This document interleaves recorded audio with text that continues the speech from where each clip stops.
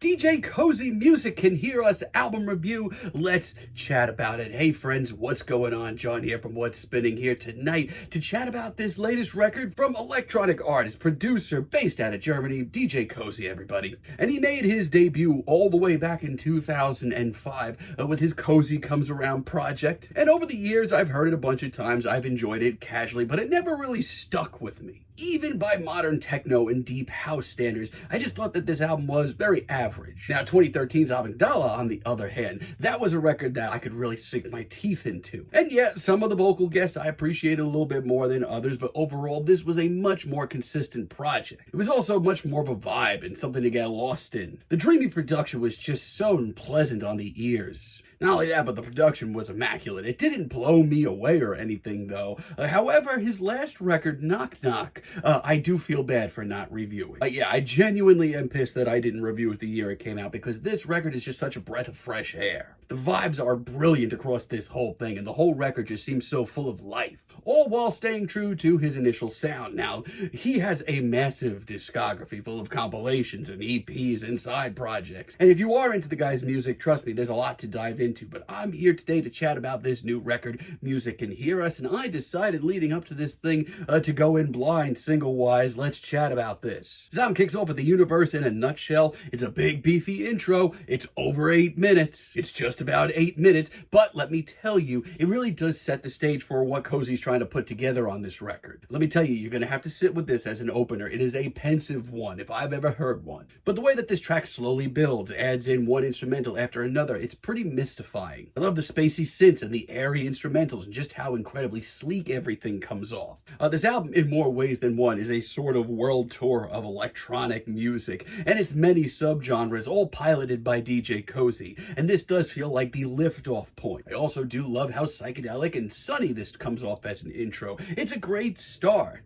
We also have this bad boy. Yeah, sorry, my German's not up to snuff and I'm not going to butcher it. This one features Arnhem as well as the Dusseldorf Duster Boys. And this one, it's real classy too. That beat is slick. It reminds me of a lot of the sort of sample delica that I would have been eating up in my early teens, like the Avalanches or the Go Team. It's just so nice and shiny, and I love the way that the vocals on this cut just bleed into Koze's beats so well. It's a hell of a journey. Also really love the talented Mr. Tripley. This one is just so cool, and it's one of very few here without any vocal guests. And honestly, I respect that almost to the point where I wish we got more cuts without vocal guests, because this may be the best deep cut here. Like, you really get to see Koze cook on this track, making this formless, otherworldly beat just get even more alien as this track goes on. It's one of the coolest cuts here. Also really love What About Us? This one featuring Marcus Acker, and let me tell you right off the bat, it's one of the coolest cuts on this entire project, right from the word go.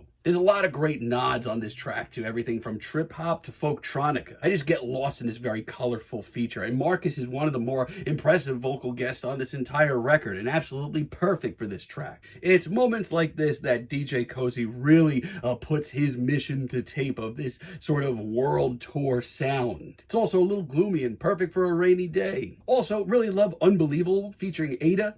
Really love this track. I mean, this whole sort of middle ground of the record, it's pretty much hit after hit. I love how smoky and soulful and dense this track comes off. Ada's performance on this cut, I really love it, especially after being really underwhelmed by another cut that she's featured on. We'll get to it. But it's just so much of a full-of-life performance. There's even some sexy moments on this track as well. Not only that, but I really do appreciate the glitchy beat. That's a great sound. There's a lot of great sounds on this record, and for the most part, this is a very interesting journey. However, the sad thing is just how inconsistent this record gets. I should also point out, this is a very long record. This is 15 tracks, it's over an hour, and not all of them are worth your time, sadly. Like Pure Love featuring Damon Albarn, I really don't get this one. And you know, it's not like Damon has nothing left in the tank, so why the hell does he sound so bored here? I mean, the glitzy, shimmering beat, it's not nearly up to the standards of just how cool most of this record comes off. And as it goes on, it doesn't transcend or progress or anything, it just kind of trips over itself. Not for me. You also have Der Fall featuring Sophia Kennedy. I mean, I'm not entirely entirely opposed to the sort of folktronica leaning instrumental. That strummed riff is actually pretty cool, but everything else about this cut just doesn't really come together. Sophia Kennedy's performance here,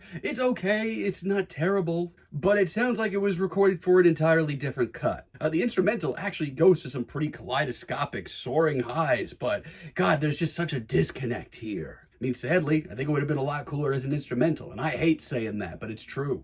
We also have Tu Dime Quando featuring Ada, Sophia Cortesis as well, and right off the bat, once again, instrumental. It is stunning. It's got a very sweet piano line. We also get some haunted backing vocals. That's all cool. But as this track goes on and on, I just feel more and more disconnect. I'm really not a fan of Ada or Sophia's vocals on this cut. They sound like they're recording two different tracks. And after 4 minutes, it just fizzles out. I'm not buying it. We also have Vamos a la Playa featuring Soap and Skin. I mean, this is just a real toss-away interlude that is not necessary at all. We'll get to the other Soap and Skin track, but coming off of that, I mean, why is this even here? Especially because this is such a long record. Let me tell you, it didn't need to be. We also have Die Gondel featuring Sophia Kennedy once again. Sadly, this one doesn't really do it for me either. This beat for me might be the most grating one here. On other tracks that I haven't been overly excited by, at the very least, I could find a beat or a production trick that I'll say, at least that's an aesthetic. But then we get this beat here, and it just sounds like a who's who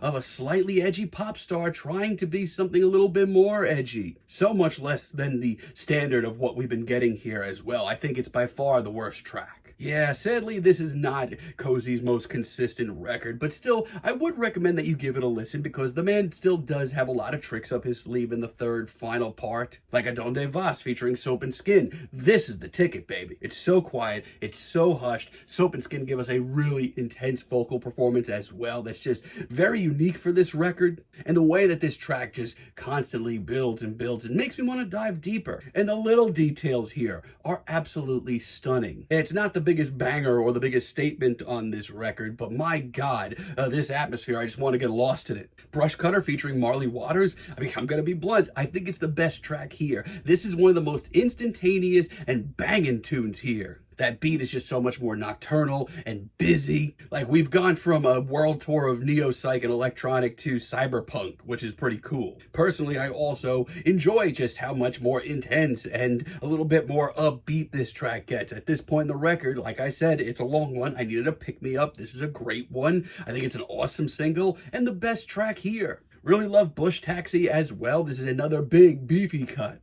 But I will say it's one of the most colorful and engaging journeys on this entire record. And let me tell you, Koze really makes this thing breathe as well. I mean, I didn't think I wanted a 9-minute cut at this point in the record, but man, it just keeps building and progressing and getting more colorful by the second, and it's stunning. It's a real testament to Koze as a producer and an artist, honestly. And Aruna late in the record is also really, really cool. It starts off with one of the most serene and laid-back beats on this entire project, but a wonderfully crisp beat rolls in, and it sounds good. It's colorful, it's full of life, it's a little melancholy at times as well. But for the end of the record, this is just one last great mini journey. I wish it was the track that ended this album off. But then we get Yumewi with Maruru as a finale, and I don't know what to make of it. I mean, honestly, I was enjoying the later tracks on this record, and then this one just lets the air out of my tires. It's pleasant, but it really does seem out of place. It's not really progressive or engaging. Maruru's vocals are also nothing to write home about. I just feel like, why even put this at the end of the album? It doesn't really give any sense of finality. You would have been better off leaving Aruna as the finale here.